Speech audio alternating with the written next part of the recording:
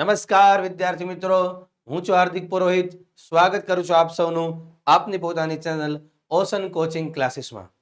વિદ્યાર્થી મિત્રો, આજે આપણે ધોરણ 9 ના સંસ્કૃતના એક પેપર લઈને એનું આજે સોલ્યુશન કરવાના છીએ અને પેપર કેવું પૂછાઈ શકે છે અને કેવું પેપર તમારા 9માના સંસ્કૃતનું હોઈ શકે છે એ આજે આપણે અહીંયા જોવાના છીએ. તો ધોરણ 9 ના રાઉન્ડ 2 ના જે વિષય સંસ્કૃતનું પેપર જે 80 માર્કનું છે એને આપણે જોઈએ. જે પહેલો પ્રશ્ન તમારો હોય છે એ વિકલ્પનું ચયન કરી વિકલ્પાભ્યામ ચિત્વા લિખત, વિકલ્પોનું ચયન કરી અને પછી લખવાનો હોય છે કે અર્થ કેમાંથી નીકળે છે, શબ્દોનો અર્થ. તો મલહ શબ્દ છે. મલહ શબ્દનો અર્થ શું થાય? મલહ શબ્દનો અર્થ થાય કચરો. આ જવાબ સાચો છે. કન્ફ્યુઝન એટલા માટે થાય છે કારણ કે જો લ ડબલ હોય, મલ્લહ આવું હોય તો આનો અર્થ થાય છે યોદ્ધા. યોદ્ધા, યોદ્ધો એવો અર્થ થાય છે. પણ જ્યારે ખાલી મલહ હશે તો મલહનો અર્થ થાય છે કચરો. એના પછીનો બીજો પ્રશ્ન, ભુજહ. ભુજહનો અર્થ થાય છે હાથ. ભુજહ, ભુજા એ હાથ માટે શબ્દ છે, વપરાય છે. ભોજની વાત થાય તો એ જમવાની વાત હોય, ભોજ. પણ અહીંયા ભુજહ શબ્દ છે તો ભુજહ શબ્દનો અર્થ શું થાય છે? હાથ એવો અર્થ થાય છે. આગળ વધીએ આપણે. સંસ્કૃત શબ્દ જે આપ્યો છે એનો સમાનાર્થી શબ્દ આપવાનો છે. સમાનાર્થી શબ્દની અંદર આપ્યું છે ભાર્યા. તો ભાર્યા એટલે શું થાય? પત્ની. તો પત્નીનો સમાનાર્થી શબ્દ તમે જાણો છો, જાયા. આ જવાબ સાચો છે. ભ્રાતઃ કે ભ્રાતા, ભ્રાતા એટલે તો ભાઈ થાય છે. ભ્રાતઃ પણ સંબોધનમાં વપરાય છે ભાઈ શબ્દનો. તો આપણો જવાબ જાયા છે એ સાચો છે, સમાનાર્થી શબ્દ. નીચે આપેલા શબ્દનો વિરુદ્ધાર્થક શબ્દ, ખાસ સૂચના વાંચવાની છે. વિરુદ્ધાર્થ શબ્દ માંગ્યો છે તો ઉચિતઃ આનો વિરુદ્ધાર્થી શબ્દ, વિરુદ્ધાર્થી બનાવવા માટે આપણે અન એવું લગાડી દેશું આગળ. તો અનુચિતઃ આ જવાબ આપણો સાચો છે. અહીંયા જે આપ્યું છે સૂચિત, એ તો જે સૂચિત કરેલું, જેને સૂચના આપવામાં આવ્યો એની વાત છે. એટલે અનુચિત આ જવાબ સાચો છે. નીચે આપેલા શબ્દો છે એમાંથી પુલ્લિંગ શબ્દ છે એ શોધવાના છે. પુલ્લિંગ શબ્દ કૃષક અને તૃષા આ બે શબ્દ છે. કૃષક એટલે ખેડૂત અને તૃષા એટલે કે તરસ. તો આ બંનેની અંદર આ અકારાંત પુલ્લિંગ શબ્દ છે, આ જવાબ સાચો છે. આ આકારાંત સ્ત્રીલિંગ શબ્દ છે એટલે આ જવાબ સાચો નથી. આપણે પુલ્લિંગ શબ્દ શોધવાનો છે. એના પછી પુલ્લિંગ શબ્દની અંદર સ્યુતઃ. સ્યુતઃ એટલે કે જે પર્સ હોય, જે પાકીટ હોય, જે થેલો હોય એને સ્યુતઃ કહેવાય. અને જનની આ તો દીર્ઘ ઇકારાંત સ્ત્રીલિંગ શબ્દ છે. જનની એટલે તો માતા, એ તો સ્ત્રીલિંગ શબ્દ છે એટલે જવાબ સાચો નથી.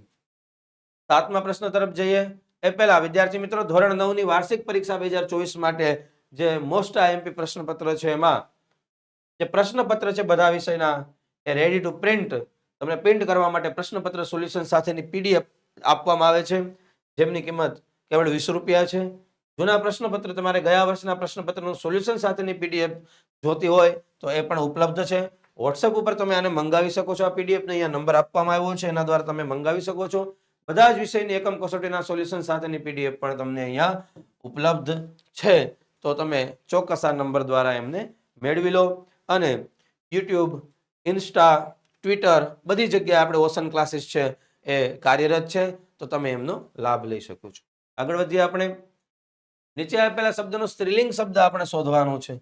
સ્ત્રીલિંગ શબ્દની અંદર મક્ષિકા અને પાઠક બે છે. પાઠક એ અકારાંત પુલ્લિંગ શબ્દ છે. પાઠક એટલે વાંચવા વાળો. તો મક્ષિકા શબ્દ એ આપણો જવાબ છે. એના પછી સ્ત્રીલિંગ શબ્દની અંદર શતાબ્દી અને ઉપનગરમ. શતાબ્દી જેને આપણે ગુજરાતીમાં સદી એવું કહીએ છીએ. ઉપનગરમ એ ઉપનગરમ તો એ તાલુકાવાચક, કોઈ તાલુકો હોય એના માટે ઉપનગરમ શબ્દ વાપરી શકાય છે. તો ઉપનગરમ, તો શતાબ્દી શબ્દ છે એ સ્ત્રીલિંગ શબ્દ છે. ઉપનગરમ જે છે એ ઉપનગરમ શબ્દ એ પુલ્લિંગ શબ્દ છે. આગળ વધીએ આપણે. નીચે આપેલા શબ્દમાંથી નપુંસકલિંગ શબ્દ આપણે શોધવાનો છે. નપુંસકલિંગ નિધાનમ પાછળ મ છે એ નપુંસકલિંગ શબ્દ છે. આ યજ્ઞ એ તો અકારાંત પુલ્લિંગ શબ્દ છે. જો વિદ્યાર્થી મિત્રો એક ટ્રીક છે આના માટે થઈ કે તમારે એ કઈ રીતે ઓળખી શકાય, તો તમે પ્રશ્ન પૂછો તમને અર્થ ખબર હોવો જોઈએ. મક્ષિકા એટલે માખી, ઉપનગર અને પાઠક એટલે વાંચવા વાળો. તો માખી કેવી છે એમ આપણે બોલીએ છીએ. માખી કેવો છે કે માખી કેવું છે એમ નથી બોલતા. તો કેવી એ સ્ત્રીલિંગ હોય, કેવો એ પુલ્લિંગ હોય અને કેવું આ નપુંસકલિંગ હોય. તો શબ્દને તમે પ્રશ્ન પૂછો તો એનાથી તમને ખબર પડી જાય. પાઠક કેવો છે, એમાં શતાબ્દી, સદી, સદી મારી એમ બોલીએ છીએ. સદી માર્યો કે સદી માર્યું એમ નથી બોલતા. વિરાટ કોહલીએ સદી મારી, તો મારી એનો મતલબ છે એ સદી. સદી શબ્દ સદી મારી તો એ સ્ત્રીલિંગ શબ્દ છે. આમ પ્રશ્ન પૂછીને પણ તમે ટ્રીક દ્વારા કરી શકો છો. તમે ધ્યાનમાં આપજો. એ જ રીતે સતમ અને તળાગત. તો કોઈ જગ્યાએ મેં તમને નિયમ કીધું અપવાદ જોવા મળે, અહીંયા જ જોવા મળ્યો. જો તળાગહ, તળાગહ શબ્દ પુલ્લિંગમાં ચાલે છે. આપણે બોલીએ છીએ તળાવ કેવું છે, પણ ત્યાં તમે જોઈ શકો છો કે અહીંયા વિસર્ગ છે અને અહીંયા મ છે. એ પાછળ મ છે એટલે એ જે પાછળ મ આવતો હોય એ શબ્દ કેવળ ને કેવળ નપુંસકલિંગ હોય. ન પુલ્લિંગમાં મ આવે પાછળ કે ન સ્ત્રીલિંગમાં આવે. અહીંયા તમે જોઈ શકો છો. એના પછી આપણે કૃદંત ઓળખવાના છે. ભૂતવા, તો ભૂતવા એટલે થઈને. તો હેતવર્થ કૃદંત છે. આપણો જવાબ સાચો છે. ભૂતવા એટલે સોરી મિત્રો, હેતવર્થ હશે તો શું થશે તમને ઉદાહરણ આપવા માટે હું કહું છું. હેતવર્થ તો એના માટે થશે બનવા માટે. એવો જ્યારે પ્રશ્ન હશે બનવા માટે, તો ત્યારે હેતવર્થ આવશે. બનવા માટે હેતવર્થ હોય તો શું હોય એ પણ તમને લખી દઉં. જ્યારે ભવિતુમ આવું લખ્યું હોય, ભવિતુમ તો બનવા માટે, તો એ થયો તમારો હેતવર્થ.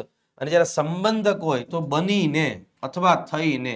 તો એ ભૂતવા, આપણે ભૂતવા પૂછ્યું છે તો સંબંધક એ ભૂતકૃદંત છે. એના પછી ગંતુમ, જો અહીંયા તુમ વાળું આપણે કીધું છે. ગંતુમ એટલે જવા માટે, જવા માટે. તો જવા માટે જ્યારે હશે તો એ ત્યારે હેતવર્થ કૃદંત થશે. માની લો વિદ્યાર્થ કૃદંતની અંદર આને આ બનાવવું હોય તો શું થાય? તો આવું બની શકે, ગમનીય અથવા ગમ્ય. સમજાય છે? ઉદાહરણ તમને સાથે આપતો જાઉં છું કે આવું પણ પૂછાઈ શકે. તો વિદ્યાર્થ હશે તો ગમનીય અથવા ગમ્ય એવું બની શકે. અને અહીંયા ગંતુમ છે તો હેતવર્થ કૃદંત છે. આપણો સાચો જવાબ છે. સંધિ છૂટી પાડવાની છે. પંચ અને એતાની આવી સંધિ છૂટી પડશે. પંચા ન બને, પંચા અને ઈતાની આવું ના બને. તો આની સંધિ આપણે ભેગી કરીએ તો આવું બને. આની બનાવવી હોય તો પંચેતાની આવી સંધિ આની બને. પણ આ તો છે નહીં, આપણે તો પંચેતાની છે એટલા માટે પંચએતાની એ સાચો જવાબ. આગળ જોઈએ, સંધિ યોજયત. સંધિ છે એ આપણે યોજવાની છે. તો નૈવમ, તો આની અંદર ન એવમ આ સાચો જવાબ છે. ન ઉવમ આ ન બને. તો આની સંધિ બનાવવી હોય તો આમ બને. ન ઉવમ હોય તો નોવમ આવું બને. આવું તો કઈ છે ને. આગળ વધીએ. મિત્રમ કદા શત્રુતા મેતી. મિત્ર ક્યારે શત્રુ બની જાય છે? વેદિતવ્યાની મિત્રાણી પાઠમાંથી લેવામાં આવ્યું છે. તો કાલ વિપર્યય એટલે કે સમય જતા, સમય બદલે તો મિત્ર પણ શત્રુ બની જાય છે. ગ જવાબ સાચો છે. શત્રુ મિત્ર સંબંધે કહ બલવત્તર. શત્રુ અને મિત્રના સંબંધમાં કોણ બળવાન છે? તો સ્વાર્થ. સ્વાર્થો હિ બલવત્તર એવું વેદવ્યાસજી મહાભારતમાં એમાં લખ્યું છે. એટલે સ્વાર્થ બળવાન છે. જ્યાં સુધી સ્વાર્થ હોય ત્યાં સુધી શત્રુ અને મિત્રના સંબંધ હોય છે. આગળ જોઈએ 17મા પાઠમાં ન એક કહ એક પક્ષો ન પ્રયાતિ. એક પાંખ વાળું કોણ ઉડી શકતું નથી, જઈ શકતું નથી? તો પાંખ કોને હોય? રથને તો પાંખ ના હોય, ઘોડાને પાંખ ના હોય. પાંખ કોને હોય? પક્ષીને હોય. એટલે એક પાંખ વાળું પક્ષી જઈ શકતું નથી. મેઘ સમમ કિમ ન અસ્તિ. એટલે વાદળા જેવું શું નથી? એટલે વાદળાના પાણી જેવું. તો બળ તેજ ના આવે. એટલે કે વરસાદના પાણી જેવું કોઈ પાણી છે નહીં. નાસ્તિ મેઘ સમમ તોય. 19મો પ્રશ્ન, નરેન્દ્રેણ મહાનસે કહ વિનિયુક્ત. જે રાજા હતો વિરાટ રાજા, એ વિરાટ રાજાએ વિરાટનગરની અંદર મહાનસ એટલે રસોડું, રસોડું અને મહાનસ એટલે રસોડામાં, રાજાએ રસોડાની અંદર કોને લગાવ્યો? આ ભીમને જે વાળો પાઠ છે, અર્જુન વાળો, જેની અંદર અભિમન્યુ આવે છે અને આખી ઘટના જેમાં વર્ણવવામાં આવી છે, તો રસોડામાં કોને લગાડ્યો છે? અર્જુનને નહીં. અર્જુનને તો જે ઉત્તરા હતી એ ઉત્તરાને નૃત્ય શીખવાડો. રાજાની દીકરી ઉત્તરા હતી, એ ઉત્તરાને નૃત્ય શીખવાડવા માટે થઈ અને રાખવામાં એમને આવ્યો છે. એમના પછી ભટહ, એ પણ જવાબ ના આવે. આપણો જવાબ બને છે બલ્લવ. હા, બલ્લવ એટલે કોણ?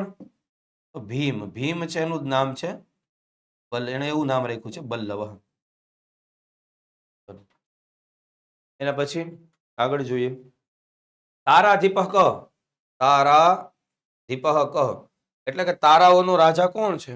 તારાઓ ક્યારે હોય? રાત્રિએ હોય. રાત્રિએ કોણ હોય છે? ચંદ્ર હોય છે. ચંદ્ર જવાબ સાચો છે. સૂર્ય ના હોય. શુકઃ એટલે તો પોપટ થાય. ચંદ્ર એ જવાબ સાચો છે. નીચે આપેલા પ્રશ્નોના ઉત્તર ગુજરાતીમાં આપવાના છે. શિકારીને જોઈને કાગડાએ શું કર્યું? શું વિચાર્યું? સવારના પોરમાં જ્યારે કાગડો જોવે છે કે શિકારી આવે છે, વિચારે છે કે આનું મોઢું મેં અત્યારે જોયું, નક્કી આજે દિવસ ખરાબ જવાનો છે, આવું વિચારે છે. અશુભનું દર્શન થયું છે. સર્વિલક. સર્વિલક સકારને કેવો દંડ આપવાનું વિચારે છે? સર્વિલક છે 4 દંડ એને વિચાર્યા છે કે 4 પ્રકારે આપણે સકાર, જે રાજાનો સાળો હતો, એને આપણે દંડ આપીએ એવું સર્વિલક વિચારે છે. તો પેલું એ શું વિચાર? કડક દંડ આપવો છે આપણે, તો મજબૂત રીતે બાંધીને ખેંચો. એક તો એને દોરડાથી બાંધી દો અને ઘોડા વગેરે દ્વારા એમને ખેંચાવવામાં આવે, આ પેલો દંડ. બીજો, કૂતરાઓથી અને ફાડીને, કૂતરાઓને અને આપી દો અને ફાડી ખવડાવો. એના પછી એટલે ખેંચો એટલે એકદમ ચીથરા નીકળી જાય, પછી કૂતરાને ખવડાવી દો. ત્રીજું, સુડીના માચડે ચડાવી દો. આ ત્રીજો દંડ વિચારે છે. સુડી છે એ એક પ્રકારનું બહુ એ સમયનો ખરાબ દંડ, એટલે કે એમાં જીવવાની શક્યતા જ નથી. એક સૂડ રાખવામાં આવે, એની ઉપર એને બેસાડી દેવામાં આવે અને એ શરીરમાંથી પસાર થઈ જાય, એનું મૃત્યુ થઈ જાય. આ ત્રીજું. અને ચોથું, કરવત વડે એને વેતરાવી નાખો. કરવત લો અને એમના ઊભા 2 ભાગ કરી નાખો. આવા 4 દંડ છે એ વિચારે છે. સ્નેહપૂર્ણ વાણીને કોણ અનુભવી શકતું નથી? તો જે મંદ બુદ્ધિ વાળા હોય, જેની પાસે બુદ્ધિ ના હોય અને જેવો અજ્ઞાની હોય, જેમને ખબર ના પડતી હોય, એવા લોકો તમે ગમે એટલું સ્નેહથી બોલો પણ એની અસર થતી નથી અને એમને જાણી શકતા નથી. તો શું પ્રશ્ન? વસંત ઋતુ કોને કોને શું આપે છે? કાલિદાસ દ્વારા જે ગ્રંથ બનાવવામાં આવ્યો ઋતુ સંહારમ, એમાંથી જે આપણે પાઠ લેવામાં આવ્યો છે સર્વમ ચારુતરમ વસંતે, એમાંનો આ પ્રશ્ન છે. તો વસંત ઋતુ વાવોના પાણીને, વાવ એટલે તમને ખબર હોય, એક કોઈ કૂવો અને કોઈ વાવ, જેમાં પગથિયા હોય, જે કૂવામાં, એને વાવ કહેવામાં આવે છે. તો વાવના જે પાણી હોય છે એને સૌંદર્ય આપે છે. પછી મણીઓના કંદોરાવાળી, કંદોરો જે કમરે પહેરવાનું ઘરેણું છે, જેમાં મણી લાગેલા છે, એવો કંદોરો. અને ચંદ્રની કાંતિવાળી મહિલાઓને, ચંદ્રની કાંતિવાળી જે મહિલાઓ છે, જે સ્ત્રીઓ છે એમને, અને મોરથી લચી પડેલા આંબાને. હવે આંબાની અંદર મોર આવવા લાગ્યા હોય, નાની નાની કેરી પણ આવવા લાગી હોય, તો એવા આંબાને. કારણ કે અત્યારે વસંત ઋતુ જ ચાલે છે. વસંત ઋતુ એટલે શું? તો ફાગણ અને ચૈત્ર, આ 2 મહિનાને વસંત ઋતુ કહેવામાં આવે છે. ફાગણ અને ચૈત્ર, ફાગણ મહિનો ચાલે છે એટલે કે આંબાઓની અંદર જે મોર આવ્યા હોય, જે ફૂલ આવ્યા હોય, એમની વાત, એમને સૌંદર્ય આપે છે. આ બધાને સૌંદર્ય આપે છે. પાઠકના કેટલા અને કયા કયા ગુણો હોય છે? વાંચવાના કયા કયા ગુણો હોય? તો પેલું તો મધુરતા હોવી જોઈએ, અક્ષરોની અભિવ્યક્તિ, જે શબ્દ બોલે એ એકદમ વ્યવસ્થિત રીતે અને અભિવ્યક્ત કરતા હોય. પદોનો છેદ એટલે કે જે શબ્દો હોય જોઈન્ટ, એને અલગ અલગ કરીને બોલતા હોય. એમનો સારો સ્વર, ગળું સારું હોવું જોઈએ, અવાજ સારો હોવો જોઈએ. એનામાં ધીરજ હોવી જોઈએ, એટલે ઉતાવળો ના બોલવો જોઈએ. અને લય, એક લયમાં બોલવો જોઈએ. એક લય એટલે થોડું ઝડપથી બોલે, થોડુંક ઓછું બોલે, એવું નહીં, એક જ લયમાં એ બોલતો હોવો જોઈએ. આ પાઠકના ગુણો છે. કવિ બાંધવ કોને કહે છે? ઉત્સવે વ્યસને યુદ્ધે વાળી વાત છે. બાંધવ કોણ છે એટલે કે સગો કોણ છે? બાંધવનો બંધુ શબ્દના 2 અર્થ છે. બંધુ એટલે ભાઈ પણ થાય અને બંધુ એટલે સગો પણ થાય. તો અહીંયા બાંધવ કોને કહે છે? કોણ સાચો સગો છે? તો જે ઉત્સવ પ્રસંગે સાથે રહેવો જોઈએ. કઈ કઈ જગ્યાએ? ઉત્સવોમાં, એના પછી સંકટના સમયમાં, ઉત્સવે, વ્યસને, યુદ્ધે, પછી દુકાળ વખતે, દુર્ભિક્ષ, દુર્ભિક્ષ એટલે દુકાળ, શત્રુઓ સામેના યુદ્ધમાં, એટલે અને પછી રાષ્ટ્ર વિપ્લવે વાત કરી હતી, રાજદ્વારે, સ્મશાને ચ, સ્મશાનમાં, જે સાથે હોય, જે આપણી સાથે ઉભો રહે, એને બાંધવ કહે છે. અને સ્મશાનમાં હોય, હોયનો અહીંયા હોય એટલે સાથે હોય, એમ ખાલી હોય નહીં, સાથે હોય, જે આપણી સાથે હોય, જે આપણી સાથે ઉભો રહે, એ આપણો સાચો બાંધવ છે. હવે અહીંયા પેરેગ્રાફ આપ્યો છે, એના ઉપરથી આપણે પ્રશ્નના ઉત્તર આપવાના છે. કિમ કૃત્વા ચાતક શિશુ તળાગ જલમ પાતુમ તળાગમ ગચ્છતિ. શું કરીને જે ચાતક પક્ષીનું બાળક હોય છે એ તળાવનું પાણી પીવા માટે જાય છે? તો જનન્યાહ કથનમ અશ્રુત્વા, આટલો આપણો જવાબ છે. અને આગળનું ચાતક શિશુ તળાગ જલમ પાતુમ તળાગમ ગંતુમ નિર્ગચ્છતિ, અહીં સુધીનો જવાબ છે. પણ આટલો મેઇન જવાબ છે. જનન્યાહ કથનમ અશ્રુત્વા. કિમ કૃત્વા? તો જનન્યાહ કથનમ અશ્રુત્વા ચાતક શિશુ તળાગ જલમ પાતુમ તળાગમ ગંતુમ ગંતુમ નિર્ગચ્છતિ. અહીં આપણે ગચ્છતિ લગાડી દેવાનું. આમ પણ લખી શકો, અથવા તો તળાગ જલમ પાતુમ તળાગમ ગચ્છતિ. આખું વાક્ય બેઠું લખો તો વાંધો નથી. અહીં સુધી વાક્ય લખી પછી ગચ્છતિ લખી નાખો, ગંતુમ નિર્ગચ્છતિ ન લખો. ચાલે. માર્ગે પરિશ્રાંત સકુત્ર તિષ્ઠતિ. ક્યાં રહે છે? તો માર્ગે પરિશ્રાંત સ એકસ્ય કૃષકસ્ય ગૃહસ્ય સમીપે, આ જવાબ છે. માર્ગે પરિશ્રાંત સ એકસ્ય કૃષકસ્ય ગૃહસ્ય સમીપે તિષ્ઠતિ. જ્યારે પણ પેરેગ્રાફમાંથી જવાબ આપવાનો હોય, આગળનું અને પાછળનું બધું સેમ રહે, પ્રશ્નાર્થવાચક શબ્દની જગ્યાએ જવાબ લખી નાખવાનો, એટલે વાક્ય રચનામાં ભૂલ પડે નહીં. ચાતક શિશુ કયો વાર્તાલાપમ અશૃણોત? તો ચાતક શિશુ છે તાત પુત્રયો. તાત એટલે પિતા, એનો પુત્ર, પિતા અને પુત્રનો. અને પિતા પુત્ર કેવા હતા? ખેડૂત હતા, એટલે કૃષકો. તાત પુત્રયો, ખેડૂત એવા પિતા અને પુત્રનો વાર્તાલાપ સાંભળે છે. અશૃણોત.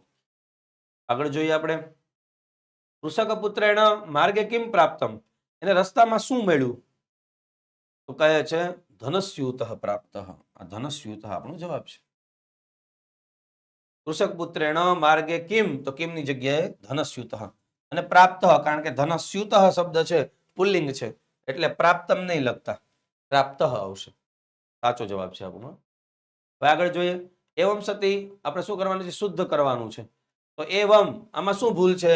અહીંયા પાછળ વ્યંજન છે, પાછળ વ્યંજન હોય તો અડધો મ ન આવે, ઉપર અનુસ્વાર આવે, એટલે અહીંયા આપણે એવમ આ આપણે સુધાર્યું છે.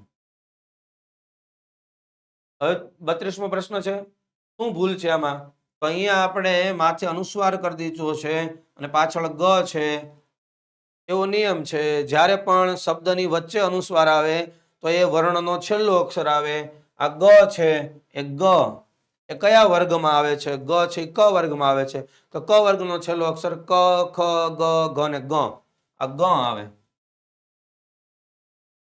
એટલે અહીંયા ગ થઈ જશે. 5 વર્ગ છે. ક વર્ગ, ચ વર્ગ, ટ વર્ગ, ત વર્ગ અને પ વર્ગ. એ પાંચેયના છેલ્લા છેલ્લા અક્ષર કયા છે? ક વર્ગનો અક્ષર છે. ક, ખ, ગ, ઘ એનો અક્ષર છે ગ. ચ વર્ગની અંદર ય, ત વર્ગની અંદર ન, એ પછી પ વર્ગની અંદર મ અને ટ વર્ગની અંદર છેલ્લો અક્ષર ણ. આ રીતે આવશે. કેચિત મંદા ઇતિ. અહીંયા શું આપણે કરવાનું છે? અહીંયા જો એ જ ભૂલ છે, માથે અનુસ્વાર કર્યો છે. આ દ છે, દ છે એ કયા વર્ગમાં આવે? ત વર્ગમાં આવે. ત વર્ગનો છેલ્લો અક્ષર છે ન, એટલા માટે મંદા એવું બની જશે, મંદા.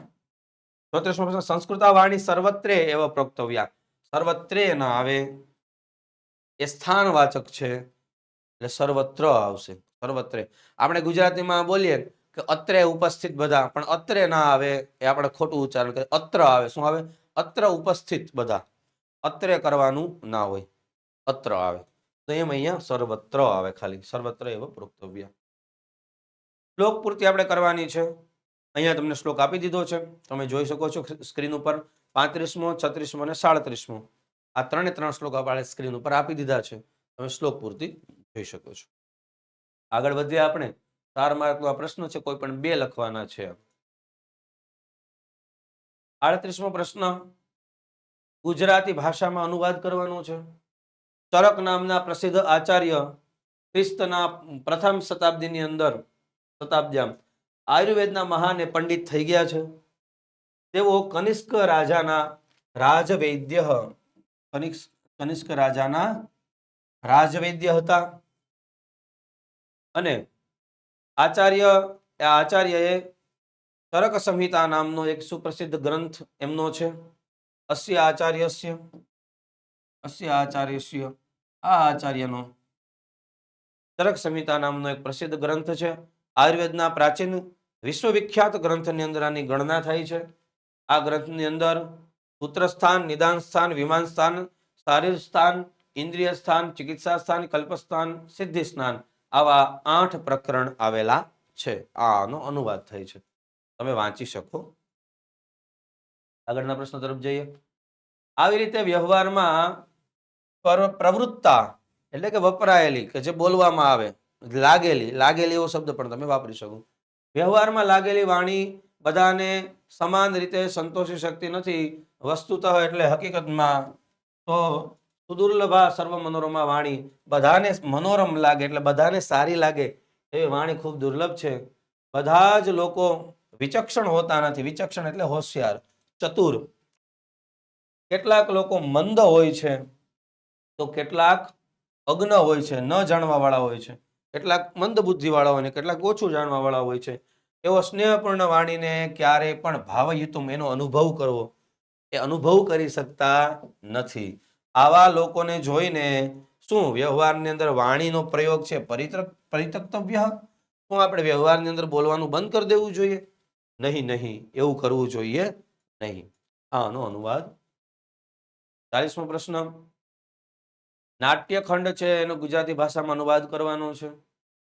સરવિલક કહે છે એવમ તરી સ્વભિ ખાદ્યતામ. સરવિલક એમ કહે છે જો એવું હોય તો સ્વ એટલે કૂતરાઓ દ્વારા આપણે ખવડાવી દઈએ, કૂતરાઓને છૂટા મૂકી દઈએ અને જ્યાં શકાર છે એને ખવડાવી દઈએ કૂતરાઓને. ચારુદત્ત કહે છે નહીં, એવું નથી કરવાનું. શું કરવાનું છે? ઉપકાર હતસ્તુ કર્તવ્ય. ઉપકારથી આપણે આને મારી નાખવો જોઈએ કે નથી? આના ઉપર ઉપકાર કરીને આપણે આને મારી નાખવો જોઈએ. સરવિલક કહે છે અહો આશ્ચર્ય, આશ્ચર્યની વાત છે. અરે આ તો આશ્ચર્ય છે. કઈ રીતે ઉપકારથી મારી નાખવાનું? કેમ કરોમી, કઈ સમજાણું નહીં. શું કરું? કેમ કરોમી એટલે કે હું શું કરું? વદતુ આર્ય, હે આર્ય, હે શ્રેષ્ઠ, તમે વદતુ એટલે કહો. ચારુદત્ત તન મુચ્યતામ એટલે કે તેને છોડી દો, તમ મુચ્યતામ. સર્વિલક મુક્તો ભવતુ. સર્વિલક એમ કહે છે મુક્ત થઈ જા, છૂટી જા, અને છોડી દેવામાં આવે છે. પ્રકાર કહે છે આશ્ચર્યમ, અરે આ તો આશ્ચર્યની વાત છે. પ્રત્યુજ્જીવિતોસ્મિ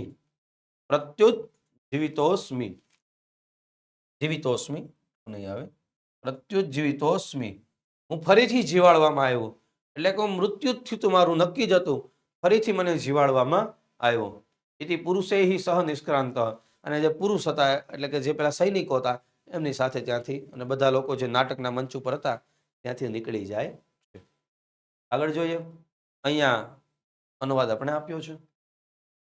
હવે સંન્યાસી કહે છે કથમ અસ્માન સંન્યાસી ના બી તિરસ્કરો છે. કથમ એટલે શા માટે અમારા સંન્યાસીઓનો પણ તું તિરસ્કાર કરે છે? દ્વારપાળને કહે છે. દૌવારી કહ એટલે કે દ્વાર ઉપર જે ઉભો હોય એ બોલે છે દ્વારપાળ. ભગવાન પ્રણમામી એટલે હે મહારાજ તમને પ્રણામ કરું છું. પરંતુ સ્વકીયમ પરિચય મદત્વા, પોતાનો પરિચય ન આપીને ન કશ્ચિત પ્રવેષ્ટુમ અર્હતિ, કોઈ પ્રવેશ કરી શકતું નથી. સંન્યાસી સત્યમ શાંત અયમ તે અપરાધ, સારું આ તારો અપરાધ હું માફ કરું છું. કિંતુ અદ્ય પ્રભૃતિ એટલે અત્યાર સુધી તમ સંન્યાસીના પંડિતાન બ્રહ્મચારીના સ્ત્રીય બાલાચ ન અવરોધુમ શક્નોસી. તું આ બધાને રોકી શકતો નથી. કોને નથી રોકી શકતો? સંન્યાસીને, પંડિતને, બ્રહ્મચારીને, સ્ત્રીઓને, બાળકોને રોકી શકતો નથી. આગળ વધીએ આપણે. પદ્યખંડનો ગુજરાતીમાં અનુવાદ કરવાનો છે. ધીમે ધીમે રસ્તો છે પસાર કરવો જોઈએ. ધીમે ધીમે ગોદડું સીવવું જોઈએ. પર્વતનું લંઘન પણ ધીમે ધીમે કરવું જોઈએ. ધીમે ધીમે વિદ્યા, ધીમે ધીમે પૈસા, આ 5 વસ્તુ ધીમે ધીમે કરવી જોઈએ. 43મો પ્રશ્ન બધી ઇન્દ્રિયોનો સંયમ કરી, આપણે અર્થ કરીએ છીએ આનો, બધી ઇન્દ્રિયોનો સંયમ કરી અને બગલાની જેમ આપણે રહેવું જોઈએ. કાળ એટલે કે સમય અને દેશ એટલે કે સ્થાનની અનુસાર બધા કાર્ય આપણે સાધવા જોઈએ. એના પછીનો ગધેડામાંથી શું શીખવાનું છે કે અવિશ્રામમ વહેત ભારમ, વિશ્રામ કર્યા વગર ભારને ઉપાડવો જોઈએ. શીતોષ્ણમ ચન વિંદતી, ગરમી અને ઠંડીનો અનુભવ કરવો જોઈએ નહીં. સંતોષની સાથે નિત્ય રહેવું જોઈએ. આ 3 વસ્તુ આપણે ગધેડામાંથી ગર્દભમાંથી શીખવાની છે. નીચે જે આપ્યો આ જે પેરેગ્રાફ આપ્યો એના ઉપરથી આપણે પ્રશ્નોના જવાબ આપવાના છે. મયુરઃ કીદૃશઃ વેગ, મયુર કેવું પક્ષી છે તો અતિવ સુંદર, આ આપણો જવાબ છે. બીજો પ્રશ્ન, મયુરની પૂંછ એ કેવી છે તો મયુરની પૂંછ અહીંયા આપ્યું છે મનોહરમ, આ જવાબ છે આપણો મનોહરમ.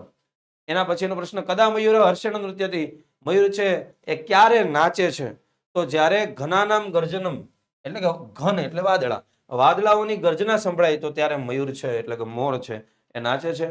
કસ્ય વિહગસ્ય સ્વરઃ પરુષ, કોનો અવાજ છે એ બહુ કર્કશ છે, સાંભળવો ના ગમે એવો છે તો અહીંયા કાકસ્ય એટલે કે કાગડો, કાગડાનો જે સ્વર છે એ બહુ કઠોર હોય છે.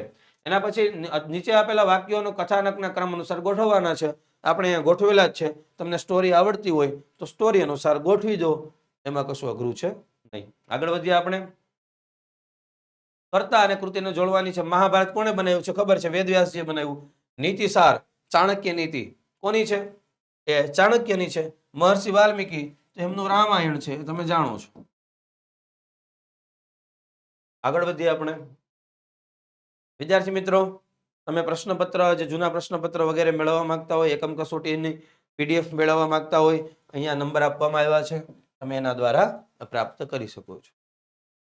અર્થ વિસ્તાર કરવાનો છે. બધી ઇન્દ્રિયોનો સંયમ કરીને બગલાની જેમ માણસે રહેવું જોઈએ. સમય અને સ્થાનની અનુસાર બધા કાર્ય સિદ્ધ કરવા જોઈએ. વિસ્તારથી આપણે જવાબ લખ્યો છે, તમે વાંચી લેજો. આનો સ્ક્રીનશોટ પણ લઈ શકો છો અને એને તમે તૈયાર કરી શકો છો. 56મો પ્રશ્ન, યુદ્ધમ ચ પ્રાતરુત્થાનમ, આપણે 4 વસ્તુ શીખવાની છે. એના પછીથી કુકડા પાસેથી શું? સ્ત્રીયમ આપદગતામ રક્ષેત, સ્ત્રી છે આપત્તિમાં આવે તેની રક્ષા કરવી જોઈએ. યુદ્ધમ ચ પ્રાતરુત્થાનમ, યુદ્ધ કરવું જોઈએ, સવારે ઉઠવું જોઈએ. બંધુભિઃ, સગાવાલાઓની સાથે ભોજન કરવું જોઈએ. સ્ત્રીઓમાં આપત્તિમાં આવે તેનું રક્ષણ કરવું જોઈએ. આટલું આપણે કુકડા પાસેથી શીખવું જોઈએ. વિસ્તારથી એનો જવાબ આપ્યો છે. આગળ વધીએ. 57મો પ્રશ્ન, ગધેડામાંથી શું શીખવાનું હોય છે તો એ પણ આપણે વાત કરી કે તાક્યા વગર ભાર ઉપાડવાનો, ગરમી ઠંડીનું કાંઈ જોવાનું નહીં, સંતોષ રાખવાનો, આ 3 વસ્તુ ગધેડા પાસેથી શીખવાની હોય છે. તમે ડિટેલમાં આના વિશે લખી શકો છો. તો આ રીતે આપણે આ પ્રશ્નપત્રનું સોલ્યુશન કર્યું છે. ફરી મળીશું એક નવા વિડીયો સાથે. ત્યાં સુધી આપ સૌને જય હિન્દ, જય ભારત.